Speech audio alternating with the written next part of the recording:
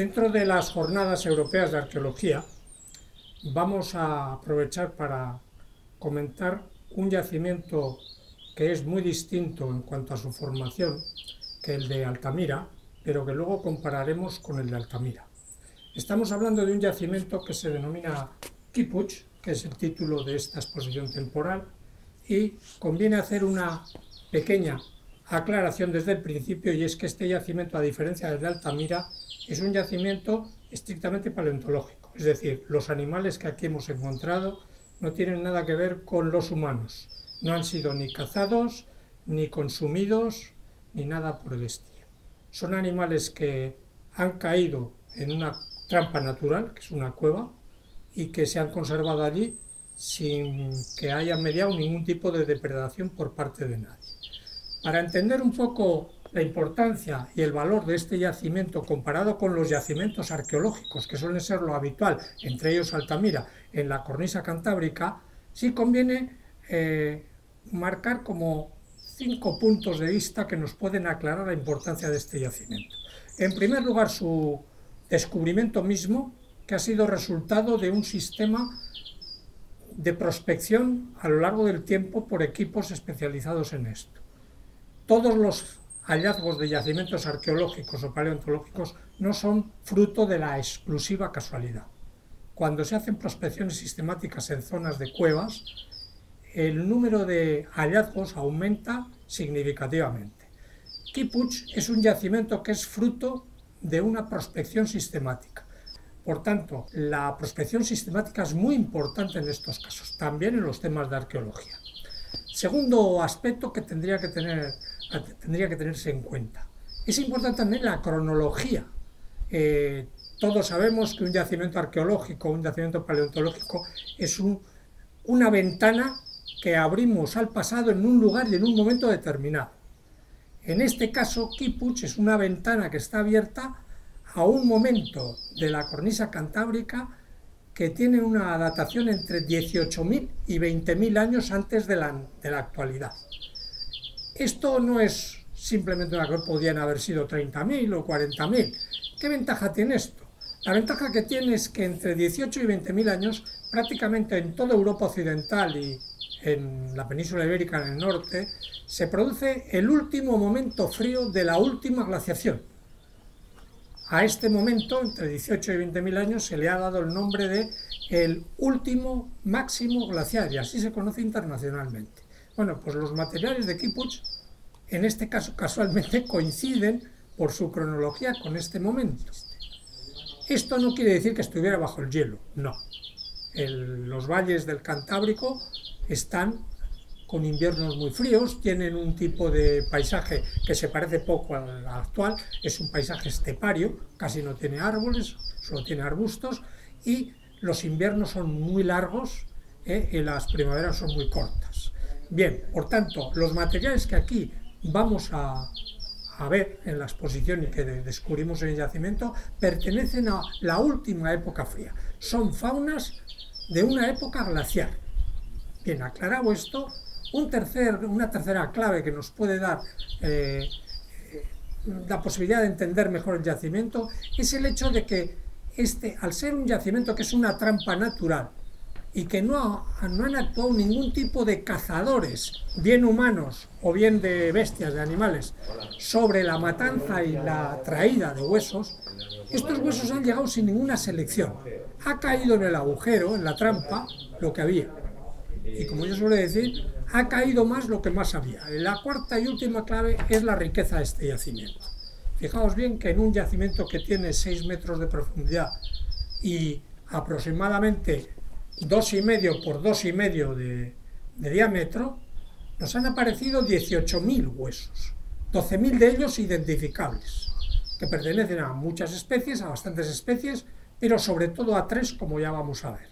La riqueza de este material nos ha permitido reconstruir esqueletos de estos animales, sobre todo de los más frecuentes, prácticamente enteros, cosa que es imposible en un yacimiento arqueológico como puede ser Altamira, porque allí lo que encontramos es el basurero de los cazadores y esos esqueletos de los animales cazados y consumidos están troceados, vueltos a trocear, rotos al máximo hasta para extraerles la médula, con lo cual, claro, primero, la identificación se hace más difícil, pero sobre todo es que encontrar un hueso entero es prácticamente un milagro.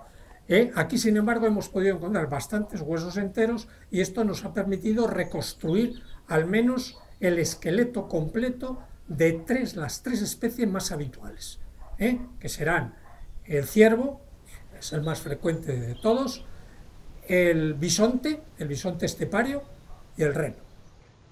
Os ofrecemos aquí, en este panel, una línea del tiempo que va desde hace 40.000 años hasta los 2000. A lo largo de esta línea del tiempo hemos ido cambiando la coloración para que se vea. Lo más azul sería lo más frío y lo más rojizo lo más cálido. E incluso hemos puesto algunos acontecimientos de fauna en dos momentos determinados. Uno, hace unos 30.000 años, que correspondería a esta fauna que veis donde se ve megafauna, veis mamuts, veis rinocerontes lanudos y también podéis ver renos. Claro, como Kipuch está más adelante, entre los 18 y los 20.000, ya han desaparecido elementos de la megafauna, de la fauna más grande, concretamente los mamuts y los rinocerontes lanudos, pero han quedado, evidentemente, renos, que es una parte importante de lo que aparecía en Kipuch. Veréis también cerca, en esta otra, para que hemos hecho la estratigrafía de ese agujero donde cayeron los animales y hemos ido poniendo las distintas cantidades de huesos. Y veréis que la mayor parte de los huesos que están en color blanco se concentran entre los 18 y los 20.000 años. Hay unos pocos posteriores, muy poquitos, pero prácticamente podemos decir que la muestra de la fauna está en esa datación. En esta sala principal, la parte, digamos, más importante de la exposición, hemos recogido dos esqueletos casi completos de dos de ellas. Del ciervo, que es el más abundante, han aparecido de ciervo unos más de 6.000 huesos. Todos los esqueletos, los tres que vais a ver, son esqueletos mixtos, no pertenecen al mismo individuo. Vamos a decir, entre comillas, son esqueletos Frankenstein. Se han hecho con piezas de distintos individuos, porque encontrar un individuo completo con el esqueleto es prácticamente imposible, incluso en un yacimiento de estos. Es un ciervo algo mayor que el actual. Posteriormente, cuando se llega a la época posglacial, los ciervos disminuyen de tamaño, por una regla que es conocida entre los paleontólogos, de que en las épocas más frías normalmente aumentan de tamaño porque así pierden menos calor los animales. Es una ley que nosotros conocemos como ley de Bernoulli. Bien, este es por tanto el ciervo la especie que más se va a encontrar luego en los yacimientos arqueológicos. Casi todos los yacimientos arqueológicos del Cantábrico, la especie más cazada, más consumida y más abundante en cualquier yacimiento es el ciervo, salvo la excepción de aquellos yacimientos que están en zonas muy altas, rupícolas que llamamos, en zona de roquedo, donde claro, ahí no hay ciervos, y entonces lo que cazan es el otro animal que es habitual allí, que es la cabra montés, o el rebeco. La especie más escasa en número de Kipuch, sin embargo, la más espectacular desde el punto de vista expositivo, que diríamos se podría llamar la joya de la exposición, es el bisonte. Por cierto, ahora hablaremos, es el bisonte estepario, una especie que desapareció hace aproximadamente unos 10.000 años aquí, que sobrevivió en las zonas de Siberia hasta los 5.000, pero que no existe actualmente, no tiene nada que ver ni con el bisonte americano ni con el bisonte europeo. Es anterior una especie extinguida. Fue una especie muy frecuente en el norte de la península y fue una de las especies cazadas sistemáticamente por los cazadores paleolíticos. Veréis aquí un esqueleto prácticamente también entero de bisonte estepario. Uno se puede hacer una idea de la envergadura de estos animales viendo este esqueleto. Encontrar un esqueleto así ha sido posible porque de los 3.000 y pico huesos que tenían estos 18 individuos hemos podido reconstruir eso, que difícilmente se podría reconstruir en la península en ningún momento, incluso en otros países de Europa tampoco. Porque aquí tenemos el esqueleto de los que sirvieron a los pintores de Altamira para pintar ese magnífico techo de bisontes rojos que ha sido calificado siempre como la Capilla Sixtina del arte prehistórico. Esto es lo que nos hace relacionar estrechamente estos dos lugares. A pocos metros de aquí están las pinturas originales y ahí está, en este momento, el esqueleto de uno de estos bisontes que ellos veían, que ellos cazaban y que tanto les llamaron la atención para poderlos dibujar.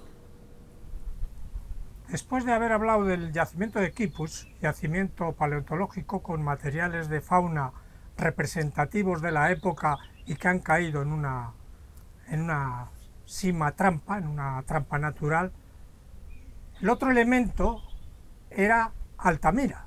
Altamira, sin embargo, un yacimiento arqueológico. Es una cueva donde han vivido distintos grupos de cazadores-recolectores que cazaban materiales, fauna de su entorno, la llevaban en una buena parte al yacimiento y allí la consumían no solo para comida, sino incluso para otro tipo de usos, artefactos, etc.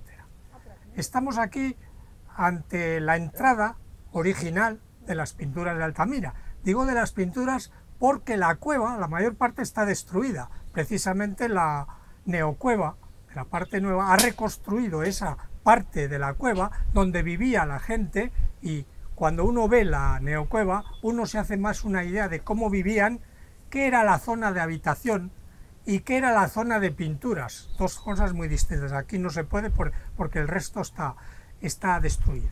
Pero quería aprovechar a la hora de relacionar y ver la diferencia en los materiales que se han encontrado abundantes en distintas épocas de excavación. Altamira se excavó ya a finales del siglo XIX y luego posteriormente se han hecho excavaciones a lo largo del siglo XX. Los materiales de fauna que aparecen ahí, que en este caso he tenido la suerte de estudiarlos todos, tanto los de hace un siglo como los actuales. Y luego, en un proyecto que en su momento llevó el Centro de Investigación de Altamira, que se tituló Los tiempos de Altamira, donde se excavaron 3 yacimientos del entorno muy próximo y con una cronología muy parecida a la de Altamira. También tuve la suerte de estudiar las faunas. Quería aprovecharos para decir un poco estos ocupantes de Altamira, estos grupos de cazadores que cazaban, pero cazaban lo que había en el entorno. Los estudios que hemos hecho de las faunas nos permiten afirmar y confirmar lo que os he dicho anteriormente. El animal, la especie más cazada, es siempre en todos los yacimientos el ciervo. Para que os hagáis una idea, en los 4 yacimientos, solo hay una excepción, es en la excavación antigua del siglo XIX, pero en todos los demás, entre el 75 y el 85 o 90% de los huesos que encontramos son de ciervo, lo cual quiere decir que eran cazadores, algunos han dicho especializados, otros no se atreven a decir tanto, pero que tenían preferencia por la caza del ciervo. Luego cazan otras cosas, pero sobre todo es el ciervo. Los materiales que se cazan no tienen nada que ver con los huesos que había en el otro yacimiento, son trocitos pequeños.